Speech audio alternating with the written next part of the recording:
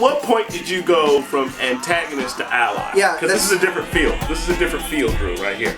Yeah, and it's not, I've been called a sympathizer, which I don't personally think is a bad thing. Like, it was used in a derogatory way. I think it's great to be I think it's great to sympathize with people. I think it's great to empathize with people, to try to put yourself in their shoes.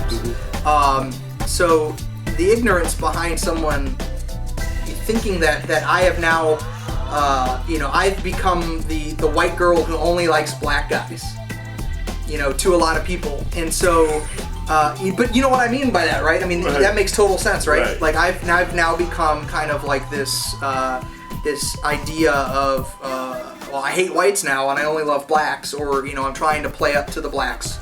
It has nothing to do with that. I watched a video, we were talking about this. I watched a video called The Doll Test, and it's on YouTube. You can find it, you can watch it right now. And it broke my heart. And long story short of this video is these kids of all races, black, white, there was I think some Hispanics in there. So they were shown a bunch of different dolls of different color, or images of dolls of different color, and they were asked questions like, which one's the bad one? Which one's the dirty one? Which one's the ugly one? Which one's the ugly one? Which one do people like? And across the board, with the exception of maybe one or two, the blackest doll, because there were several different colors in some of the ideas, the blackest doll was always the bad one, the ugly one, the dirty one, the one that you can't trust. Right. Yeah, you want that was going to hit you or that you were scared of. And these were black children responding. They were given, which is the pretty doll? They'd grab the white doll, which is the doll that you want to play with? And they would ask, well, why? And they'd be like, well, this one's white. This one's good. They would say, well, why is the black one bad? Or why don't you like the black one? And they would say, well, this one is bad. And that was the moment for me. That was kind of the breaking point for me, where I was like, this is ingrained. It finally made sense to me that young, children of all races have been programmed to this idea that black is bad and white is good. White is the savior. We've turned Jesus white. He's become the savior for a lot of people in Christianity. I'm a believer. Ken's a believer. And it's not sacrilegious for me to say Jesus wasn't white. Jesus wasn't black either, really. To be honest with you, Jesus was black. Jesus was dark. he was darker than me. He was a person of color.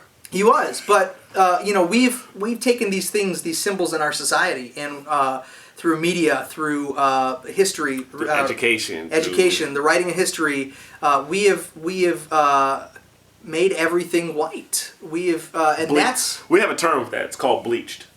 It's when you bleach something. Right. There was an episode of The Cosbys that I watched a long time ago that had the issue with a young.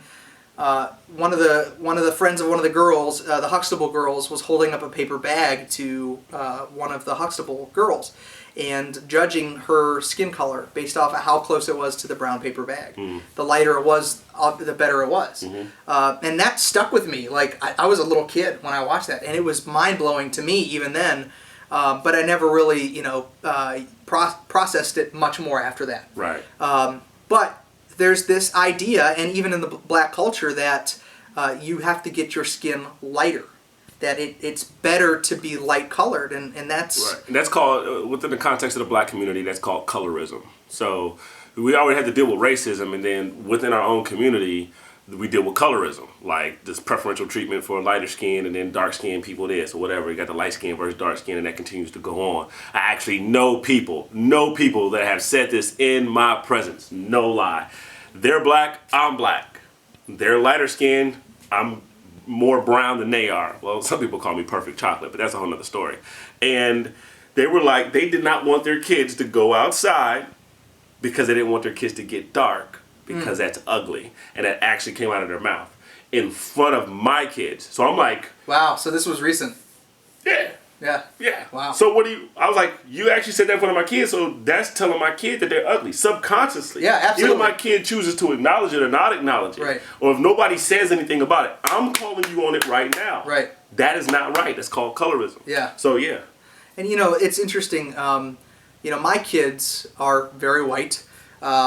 This is their uncle, and this is somebody that they proudly call their uncle, and they his wife is their aunt, and their cousins are his kids.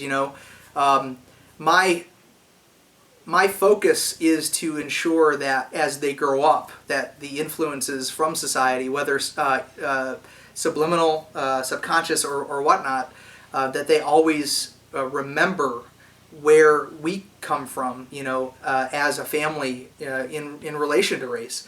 So all of that being said, I would never flat out have considered myself to be a racist. And certainly a month ago, I was never really on this side of things, understanding and really passionate about the education for non-people, whites and non-people of color, which would just basically just be whites. But I'm really passionate about just educating them, because I'm not trying to take a side. I just want people to see what's going on. Yeah, exactly. So that's what you feel like. That's what you feel like at this point in time. Like your role is, like, because obviously you have a passion about it, because we talk about it. He hits me up, we talk, we dialogue. As soon as I walked in the door, for the first hour and a half, all we started talking about was race issues and watching videos and educating and talking about experiences. So this is something that I can attest to burns on his heart. So what do you feel like is your role in this? Like, what do you feel like? I mean, he writes blog posts. He wrote one blog post. What was it called? Why I'm Mad at My White Friends. Why I'm Mad at My White Friends. And it was specifically about white privilege. And when I finally understood what white privilege meant, and that it wasn't an offensive against me, and it's not an offensive against black people, but it's immediately taken out of context and put into an offensive way. Because 9 times out of 10, when I talk to a white person about white privilege, the first thing they say is, "I'm not privileged. I came up poor, or I worked hard for what I had." Or they'll say, "Where is my white privilege?" Where is my white privilege? Just like the other day on Facebook, somebody was calling somebody out and saying, "Well, where's my race card?" Because I've never had a race card, and if I was supposed to have been issued one, it would have been nice to have. Oh, well, I got a whole deck. I got 52 race cards, and I'll pull them all out. He actually does have this race card deck. It's real. Yeah, so I think for me, I want to be the black voice for white people.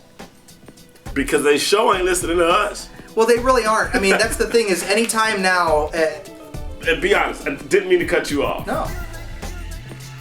Because in our last conversation before we found out it wasn't recording, this was a good kind of vein we kind of got into when you were talking about when you were the antagonist and you were like, oh, these are just black people complaining again. I was like, well, do white people feel like that in general? Like, what is their feel? So when you're around white people, what does a general feel about blacks? Check out our next episode on This Was a Mistake to get more of this. That way I can just throw that into the end of each of the episodes. And don't forget to check out don't forget to check out thedirtychristian.com and kennethology.com. Kennethology.com. .com. Yes, that's kennethology.com.